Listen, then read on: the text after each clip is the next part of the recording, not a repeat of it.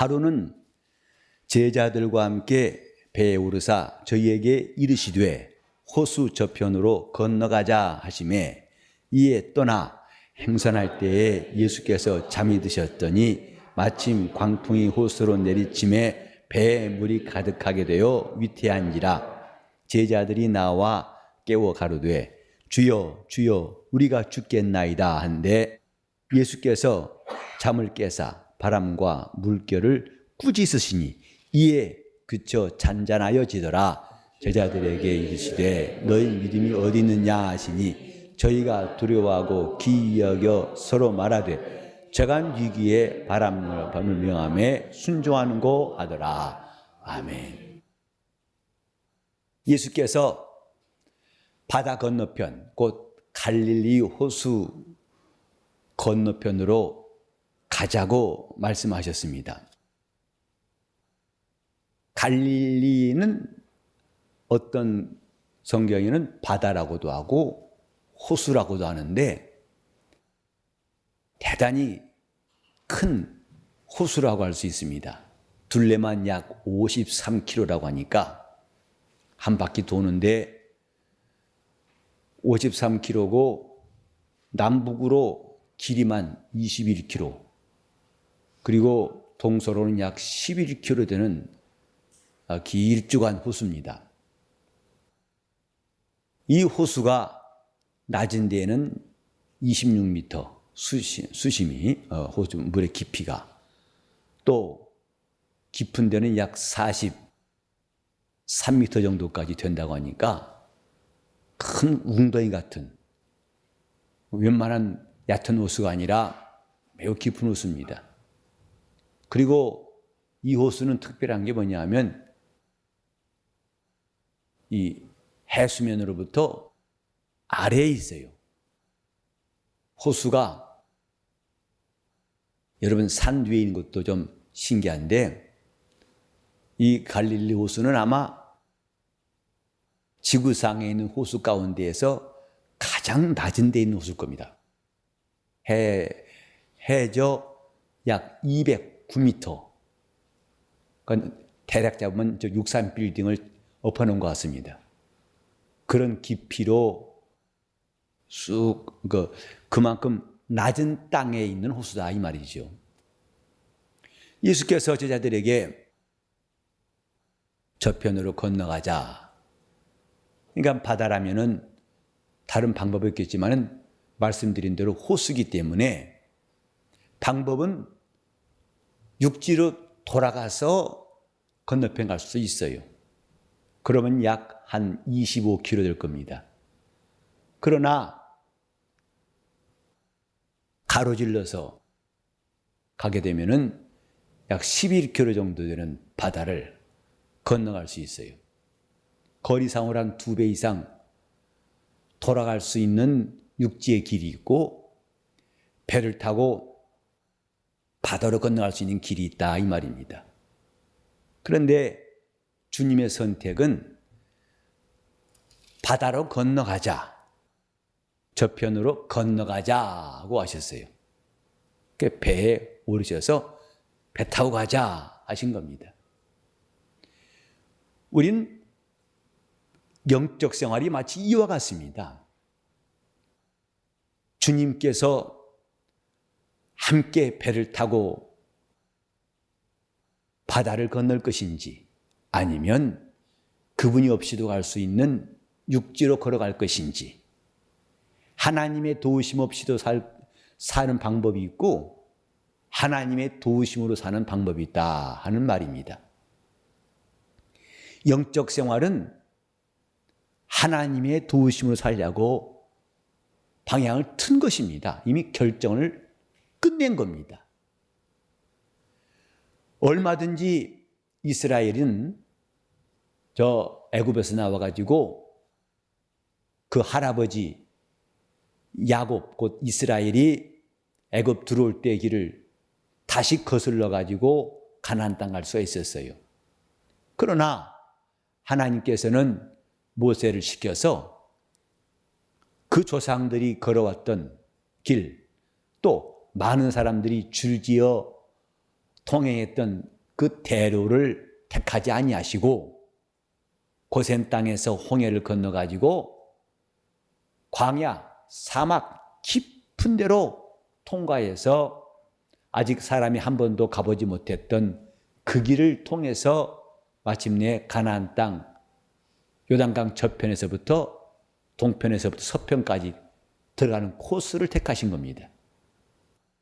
이렇게 하나님의 길과 사람의 길은 다른 겁니다. 이미 이사야 55장 8절 이하에도 말씀했죠. 너희는 하나님을 만날 만한 때 찾으라. 가까이 계실 때 그를 부르라. 악인은 그 생각을 버리고 그 길을 버리고 하나님께로 돌아오라.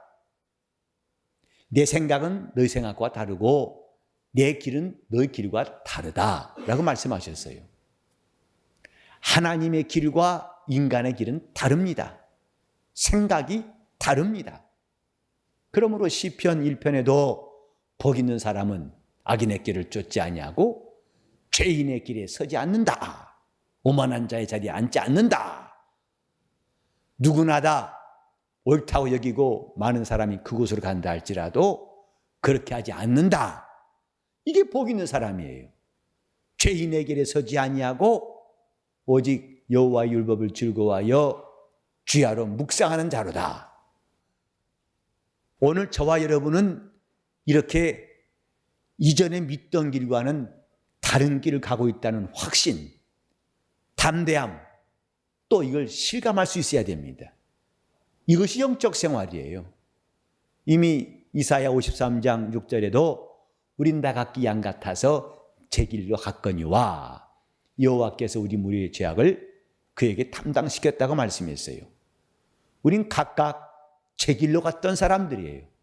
자기 마음대로 에베소 2장 2절에 나온 것처럼 자기 마음과 육체에 원하는 것대로 하여 하나님의 본질상 진노의 자녀여 있다고 말씀했습니다. 우린 다 자기 길로 갔던 사람들입니다. 내 방법대로 했던 사람들. 아마 내 방법대로 하는 대회를 열면 다 챔피언감들입니다. 자기 식대로 하는 컨테스트 하면 다들 금메달감들입니다. 고집도 있고 자기 주장도 보통이 아닌 사람들입니다. 성경 그것을 양 같다고 그랬어요.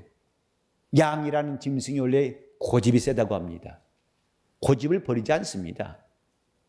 그래서 목자가 지팡이로 목을 끌어다가 잡아 당겨서 이끌고 갈 때나 제대로 갈 수 있지 자기가 알아서 스스로 가라고 할 수는 없습니다. 우리는 이렇게 내가 마음에 원하는 대로 내 육체가 하고 싶은 대로 살아온 것에 익숙한 사람들이에요. 그러나 교회에 와서 우리는 새로운 길을 걷기로 결심한 사람들입니다. 내가 곧 길이요 진리요 생명이라 예수 말씀하셨고 나로 말미암지 않고는 누구도 아버지께로 올 수가 없다고 하신 것을 깨닫고서 우리는 내 방법대로 하지 않기로 결심한 사람들, 이게 회개예요. 교회가 각양각색에 모인 사람이란 거 아시지요? 교회는 같은 성격도 없고 같은 주장도 없고 같은 모양도 없습니다. 한 부모에 태어난 형제간도 성격이 같지 않고 생각이 다른데 다른 사람끼리 모였으니 그들이 같은 마음 품을 거라고는 상상하기 어렵습니다.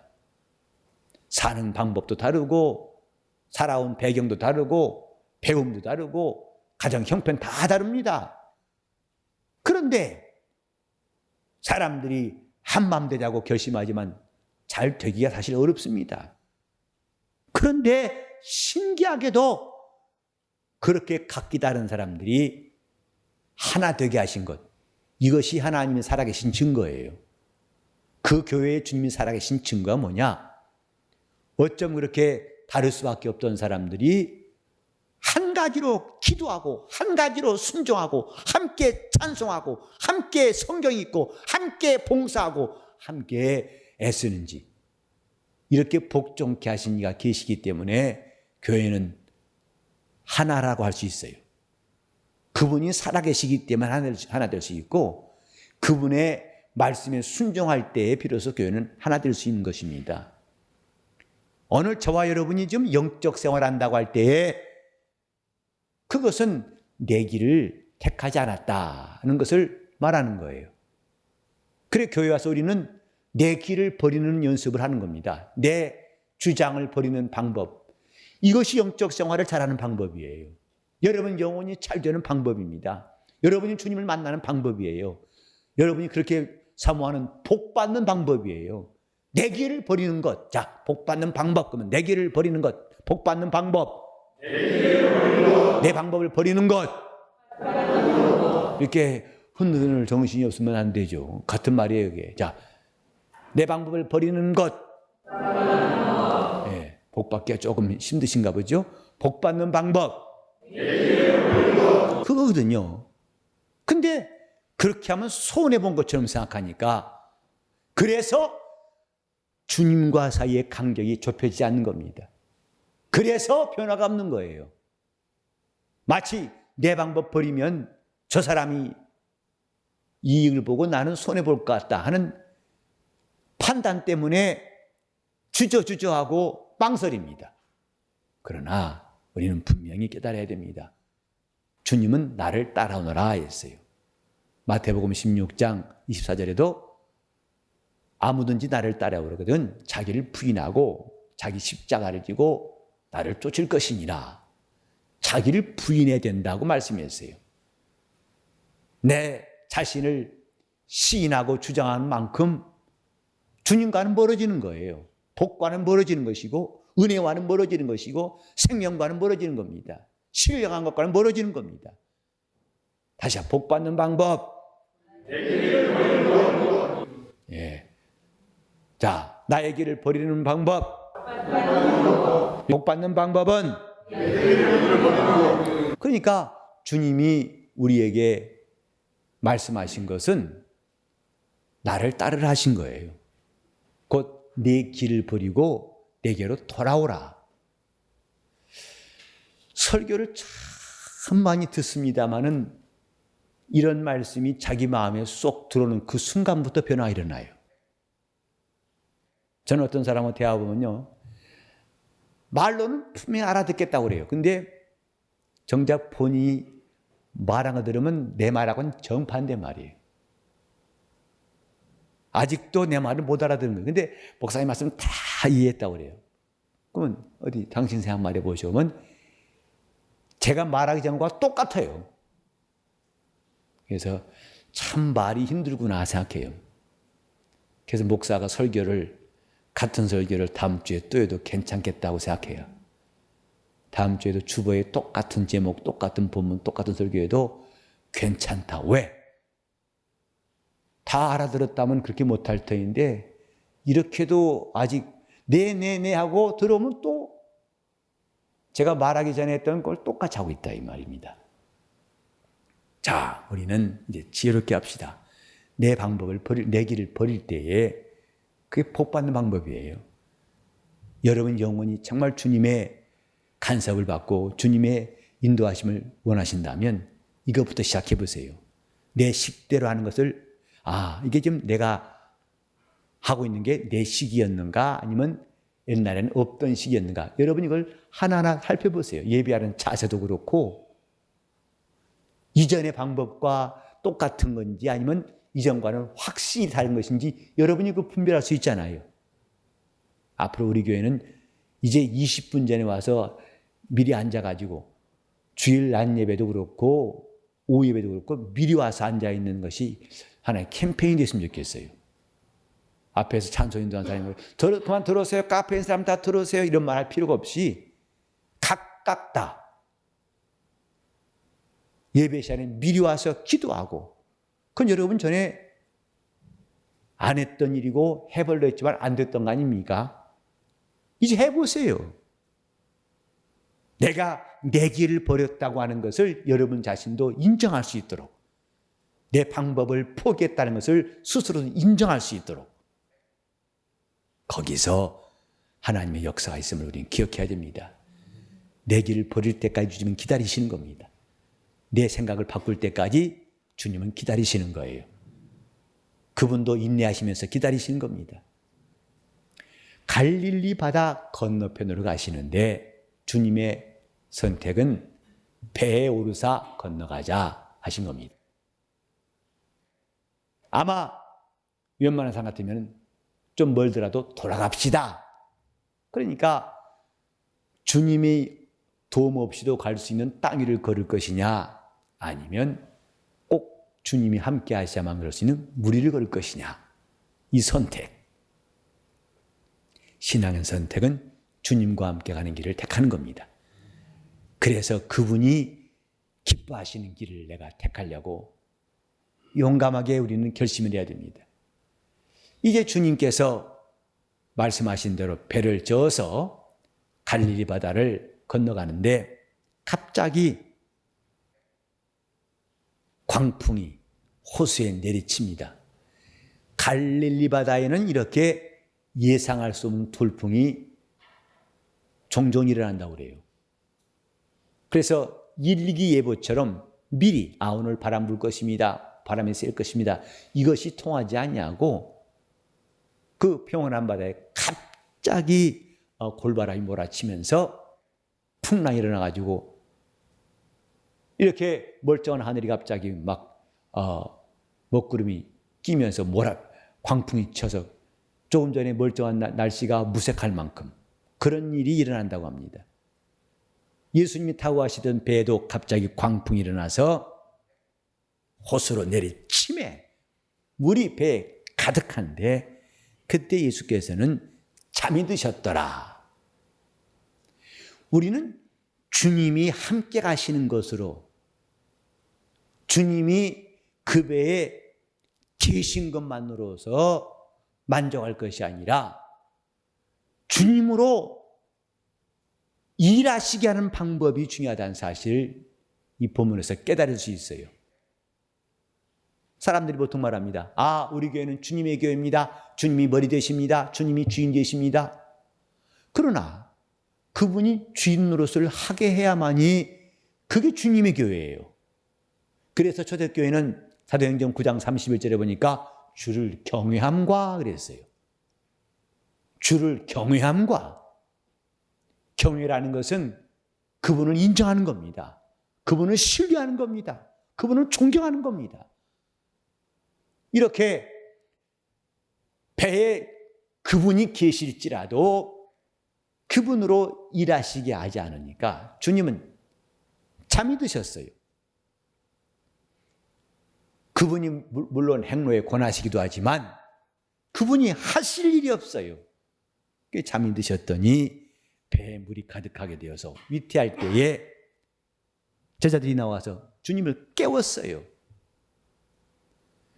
자, 주여 주여 우리가 죽겠나이다 하고 깨우니까 주님이 잠을 깨사. 여기에 예수께서 잠이 드셨더니 제자들이 깨우니까 주님께서 잠을 깨사 바람과 물결을 꾸짖으시니까 이에 찬잔하더라.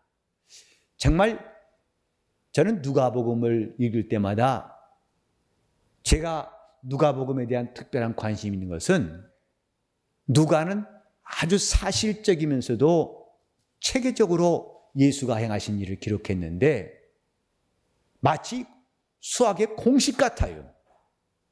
저는 이 누가복음을 읽을 때마다 공식이 여기 있다고 생각해요. 여기도 공식이 있어요. 주님이 함께 가시지만은 그분으로 일하시지 않으니까 그분은 주무시고 주무실 때 광풍이 몰아치니까 제자들이 주님을 깨우니까 주님이 잠을 깨셨고 이제 그분이 바로 바람과 물결을 꾸짖으시고 그 결과 잔잔해졌더라. 공식입니다. 우리는 주님께서 전능하실지라도 그분이 모든 것을 다 하실지라도 그가 우리의 의지에 앞서서 일하시지 않습니다. 그분은 자기를 신뢰한 자들에게 역사하신다는 것을 기억해야 됩니다. 그래서 이사야 62장 7절에도 너희는 하나님으로 일하시게 하라. 그분이 일하시게 하라. 그로 잠잠하지 못하시고 예루살렘을 향해서 잠잠하지 않고 그분으로 일하시게 하라. 교회가 주님을 일하시게 하는 것이 필요합니다.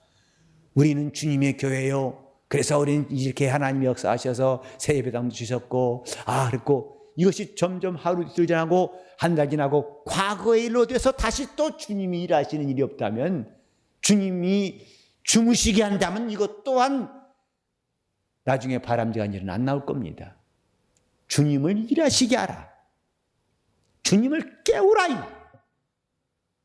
그래야 그분이 역사하시는 겁니다. 저 잠언 8장 16절에도 말씀하셨습니다. 나를 간절히 찾고 찾는 자가 나를 만날 것이다. 주님은 찾는 자에게 만남이 되어주신다. 나를 사랑하는 자가 내 사랑을 입을 것이요. 아니 전능하신 이가 찾지 않아도 턱 나타나셔가지고 내가 여기 있다. 그렇게 하면 좋겠지만은 그렇지 않다 이 말입니다. 주님은 자기를 찾는 자에게 나타나시는 겁니다. 마태복음 7장 7절에도 구하라 그리하면 주실 것이요, 찾으라 그리하면 찾을 것이요, 문을 두드려라 그리하면 내가 열릴 것이다. 아담이 범죄해서 무화과 나무 뒤에 숨었을 때에도 아담아 어디 있느냐? 하나님이 그걸 모르셨겠어요? 그러나 하나님은 아담이 고백하길 바라시는 겁니다. 내가 여기 있습니다. 회개는 이렇게 내 자신을 고백하는 거예요. 하나님 내가 죄 지은 것을 모르셨겠어요? 회개 안 하면 그분이 모르실까요? 그러나 주님 우리가 회개하라고 하셨어요. 왜? 그때 주님께서 죄사함의 은혜를 베푸시겠다는 거예요. 하나님이 전능자이실지라도 우리에게 먼저 요구하신 절차가 뭐냐면 그분을 깨우라는 것입니다. 주무시는 예수를 깨웠을 때에 주님은 잠을 깨셨고, 그래서 주님이 깨심으로써 바람과 물결을 부딪히시니까 그 모든 것들이 잠잠해져 버렸어요. 오늘 우리 삶에도 풍랑이 일어나지 않습니까? 여러분 집에 아무 일 없다고, 우리 집은 지금까지 아무 일 없고 태평무사하다고, 그래 우리 주님이 그만 좀 쉬셔도 괜찮다고 할 사람이 있습니까? 여러분 환경에도 마음에도 얼마나 많은 풍랑이 일어나는지, 이런 풍랑을 내 스스로가 잠재울 수 없습니다. 주님이 깨어나셔야 됩니다. 주님이 꾸짖으실 때에 그것들은 폭증할 수밖에 없어요. 주님을 깨우라. 걱정을 하면서 주님을 안 깨운다는 것처럼 답답한 일이 없어요.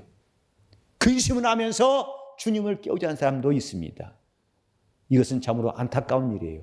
마치 부자가 돈이 많이 있지만은 돈 쓰는 게 아까워서 돈을 아끼다가 굶어 죽는다면은 그 돈이 다 무슨 소용이 있을까요? 우리는 주님을 깨우는 것이 신앙생활이에요. 교회는 주님을 깨워야 됩니다. 오늘 저는 우리 교회가 이제 새 예배당 입당한 다음에 해야 할 일은 뭘까? 여러분도 많이 생각하시겠습니다만은 저도 많이 생각합니다. 가장 먼저 해야 할 일은 뭘까? 주님을 깨우는 겁니다. 주님을 깨우는 게 뭐냐면 그게 기도예요. 기도는 주님을 깨우는 겁니다. 오늘 여러분 가정에서도 주님이 깨어나시도록, 깨어 일하시도록, 그게 바로 기도고, 우리 교회도 지금 주님이 깨어서 명령하실 일이 참 많습니다. 예배당은 대략 다 된 것 같죠? 이제는 우리 지난 주일 오도제 설교했습니다마는 주님의 손이 되고 주님의 발이 되어야 할 문제는 지금 산더미처럼 쌓여 있습니다. 보이는 건물은 대략 완성된 것 같죠? 이제 보이지 않는 주님의 몸이, 검을 받아서 서로 연락하여 이어지고 연결되어서 주 안에서 성전이 되어 가고, 우리 교회에 주님의 입이, 주님의 손이, 주님의 발이 되고 주님의 손가락처럼 이렇게 일해야 할 사람들이 참 필요합니다. 우리는 주님을 깨워야만이 주님의 교회라고 말할 수 있어요. 주님을 깨우는 겁니다. 기도. 그래서 새벽 기도에도 나와서 깨우고 주님 역사해달라고 깨우고, 금요 기도에도 여러분이 있는 곳에서도 얼마든지 그분이 깨울 때 그분은 역사하실 겁니다. 그분이 깨우세요. 안 된다고 낙심하지 마시고 그분을 깨우는 겁니다. 그분만이 내 삶의 풍랑을 잠잠케 하실 수 있고, 물결을 다 순하게 마치 평지를 만들어버리듯이 그렇게 주님은 잠잠케 하실 수 있습니다. 우리가 지금 걱정한다고 해서 잠잠하지 않습니다. 근심한다고 결단코 풍랑은 스스로 지쳐가지고 잠잠하지 않습니다. 주님이 깨울 때만 그 의지가 꺾여서 잠잠할 수밖에 없습니다. 주님이 깨어서 바로 바람과 바다를, 풍랑을 명하시니까 그때부터 잠잠해졌습니다. 성경에 보면 늘 깨어서 했어요. 성도도 깨어있어야 됩니다. 근다고 잠을 자지 말란 게 아니라 기도한 사람은 깨어있는 사람이에요. 자, 깨어있는 사람, 그러면 기도한 사람 바꿔서 말합시다. 깨어있는 사람, 기도하는 사람. 아무리 눈을 말똥말똥 뜨어서도 기도하지 않은 사람은 깨어있는 것이 아닙니다. 기도하는 사람, 여러분 영혼이 얼마나 깨어있느냐, 곧 얼마나 기도하느냐 같은 말이에요. 그 기도는 주님도 깨운다예요. 주님을 깨우는 것이 기도예요. 성도들의 기도는 그분을 깨우는 겁니다. 여러분이 하나님 앞에 기도하는 것은 놀라운 역사, 그분을 깨워서 그분이 일하시게 할 수 있는 놀라운 역사가 있습니다. 이것이 성경의 약속 아닙니까? 성경은 제발 좀 그분을 깨우라는 거예요. 그분으로 쉬지 못하시게, 그분으로 일하시게 하라. 이미 시편 121편에 보면은 이스라엘을 지키신 자는 졸지도 않고 주무시지 않는다고 말씀했어요. 하나님은 졸지도 않고 주무시지 않는다. 그분은 얼마든지 이스라엘 위해서 일하실 준비가 되어 있어요. 피곤하다고 핑계하시고 다음에 하자고 미루시지 않습니다. 그분은 졸지도 않고 주무시지도 않고 역사하실 만반의 준비가 되어 있어요. 그러나 성도들이 자고 있다면 그분은 일하실 수 없어요. 교회가 뭡니까? 내가 천국 열쇠를 네게 주노니 땅에서 매면 하늘에서 매일 것이고 땅에서 풀면 하늘에서 풀릴 것이라고 말씀했습니다. 주님은 이 땅에서 주님의 교회가 일하는 것에 대해 관심이 많습니다. 이 땅에서 주님의 교회가 주님을 깨우는 일에 관심이 많습니다. 오늘 여러분 가정의 자녀의 일 때문에, 여러분 지금 사업의 일 때문에, 또 지금 계획한 일 때문에 한두 가지 고민이 저에게도 틈틈이 성도들이 기도의 제목을 보내와요. 목사님 특별히 이걸 왜 기도해 주세요? 이걸 왜 기도해 주세요?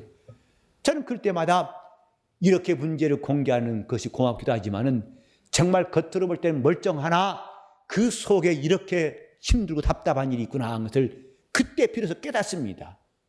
목사가 기도한다고 하니까, 이제는 아침마다 기도한다니까 구체적으로 이런 기도 제목을 보내서 부탁한 사람도 있어요.